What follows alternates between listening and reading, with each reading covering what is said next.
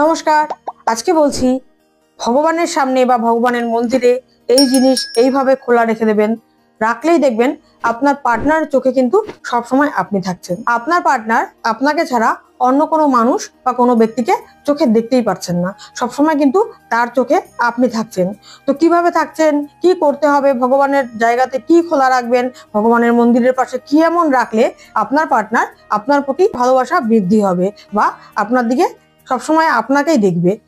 ভিডিওটি ভালো লাগলে একটি লাইক করে দেবেন, চ্যানেলটি সাবস্ক্রাইব করে পাশে থাকা বেল আইকনটি ক্লিক করে অল অপশনটি সিলেক্ট করে রাখবেন, যাতে এই চ্যানেলে যখনই কোনো নতুন ভিডিও আপলোড হবে সবার আগে ভিডিওটি আপনি দেখতে পারেন, সবার আগে নোটিফিকেশনটি আপনার কাছে পৌঁছে যায়। তো চলুন ভিডিওটি শুরু করা যাক। সবার আগে যেটা বলছি, আমরা কিন্তু ভগবানকে ঠিক তখনই রাখি যখন খুব বিপদে পড়ি, যখন আমাদের সবটা হাতের বাইরে চলে যায়। তার আগে কিন্তু ভগবানকে আমরা সেভাবে মনে রাখি না। অনেকেই দেখবেন তখন কিন্তু মনে পড়ছে না, যখন খুব বিপদে, যখন মনে হচ্ছে এবার আর পারছি না, এবার কিন্তু কিছু করতে হবে, তখন কি করি, আমরা ভগবানের সামনে বসে পড়ি যে আমার সব সমস্যা ঠিক করে দাও বা আমাকে প্রবলেম থেকে বের করে দাও, প্লিজ প্লিজ বের করে দাও। এটা কিন্তু আমরা তখনই বলি। ভগবানকে সবসময় ডাকা উচিত, সবসময় পাশে রাখা উচিত। এটা কিন্তু বললাম সবার জন্য, সবার ভালোর জন্য।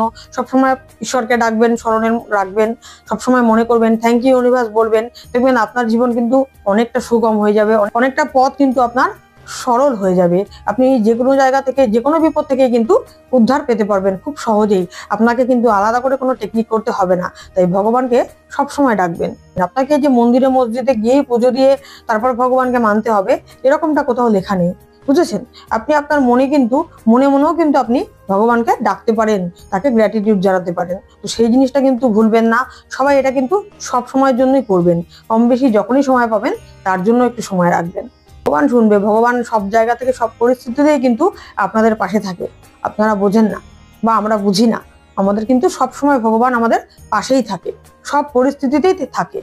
সব পরিস্থিতির মধ্যেই কিন্তু ভগবান আমাদের পাশেই থাকে। তো কি করবেন, ভগবানের কাছে এই জিনিস এইভাবে খোলা রেখে দেবেন।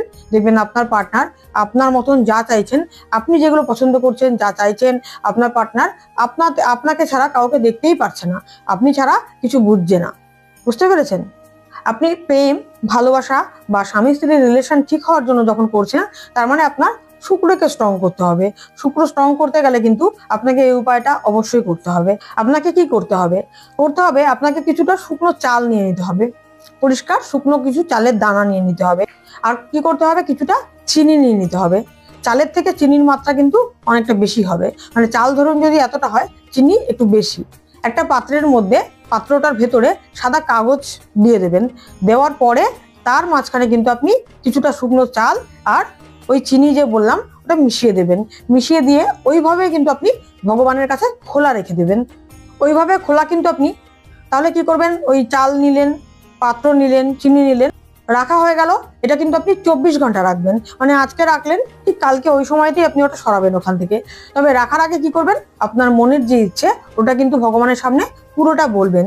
তো রাখতে গেলে আপনি অনেকেই জিজ্ঞেস করবেন স্নান করে নেব কি? হ্যাঁ, অবশ্যই স্নান করে নেবেন। ভগবানের সামনে কিন্তু স্নান করেই যেতে হয়, যেহেতু ভগবানের সামনে টেকনিকটি করতে বলছি, তাই অবশ্যই স্নান করে একটু ধোয়া জামা কাপড় পরবেন, নতুন পরতে হবে না। ধোয়া জামা কাপড় পরে তবেই এই উপায়টি করবেন। রাখলেন, 24 ঘন্টা হয়ে গেল। 24 ঘন্টা পর যখন আপনি গিয়ে দেখবেন, যদি চালের মধ্যে কোনো কালো আকার বা কোনো রকম ছবি, কোনো রকম কিছু মানে চিত্র হয়, কোনো রকম আঁকা কোনো কিছু আসে, তাহলে ভাববেন আপনার সমস্যা কিন্তু অনেক বেশি, আপনার প্রবলেম অনেকটা বেশি। আপনাকে যোগাযোগ করতে হবে, পার্সোনালি কনসাল্ট নিতে হবে, পার্সোনাল ভাবে আপনাকে অবশ্যই যোগাযোগ করতে হবে। কারণ আপনার কিন্তু অনেকখানি বেশি প্রবলেম রয়েছে, যা আপনাকে কিন্তু ভালোবাসার দিকে আটকাচ্ছে। মানে আপনার শুক্রস্থান কিন্তু অবশ্যই ভালো নয়, আরো বাধা প্রাপ্তি হচ্ছে। তো আপনি ইমিডিয়েট যে স্ক্রিনে নাম্বার থাকবে তাতে যোগাযোগ অবশ্যই করবেন।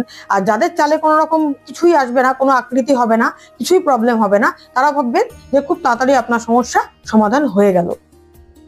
হ্যাঁ, এবার আবার আরেকটা কথা রয়েছে। কেউ কেউ বলবেন কোন দেবতার সামনে রাখবো, ভগবানের কোন কার সামনে রাখবো, আমাদের ভগবান তো অন্যরকম, আমি তো একে মানি না। যে কোনো দেবতা, আপনি যাকে মানেন, আপনি যেই দেবতাকেই মানেন, ঈশ্বরের যে কোনো রূপেই কিন্তু আপনি তাকে পুজো করতে পারেন, তার সামনেই রাখতে পারেন। আপনি আল্লাহকে মানেন, আল্লাহর সামনে রাখবেন। আপনি নর্মাল যে কোনো কৃষ্ণ হোক, ভগবান শিব হোক, যাকে চাইছেন, যে আপনার ইষ্ট দেবতা, আপনি তার সামনেই রাখবেন। হ্যাঁ, যদি পারেন তার ইষ্ট দেবতার যে মন্ত্র আছে সেটা আপনি অবশ্যই জপ করে নিতে পারেন, তাহলে কিন্তু ওটায় পাওয়ার আরো বেড়ে যায়। নাও করতে পারেন। যে জানেন না, যাদের কোনো মন্ত্র নেই, যাদের কোনো ইষ্টদেবের ব্যাপার নেই, বা যারা কিছু এগুলো মানে করেন না, তাদের কিন্তু কোনো সমস্যা নেই। তারা তাদের মনস্কামনা বলবেন, বলেই ওই জায়গাতে রেখে দেবেন, মানে ভগবানের স্থানে যেখানে আপনারা সেবা দেন বা খাবার দেওয়া হয় সেই জায়গায় আপনি রেখে দেবেন।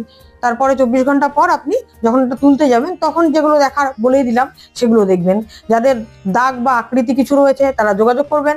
যাদের ওরকম কিছুই সমস্যা হয়নি, যারা নর্মাল যেরকম দিয়েছিলেন সেই রকমই রয়েছে, তাদের দেখবেন প্রবলেম অনেক সলভ হয়ে গেছে, আর কোনো সমস্যা কিন্তু থাকবে না। তো এই ছিল আজকের ভিডিও। আরো কিছু জানতে বা রেকি শিখতে স্ক্রিনে দেওয়া নাম্বারে অবশ্যই যোগাযোগ করবেন।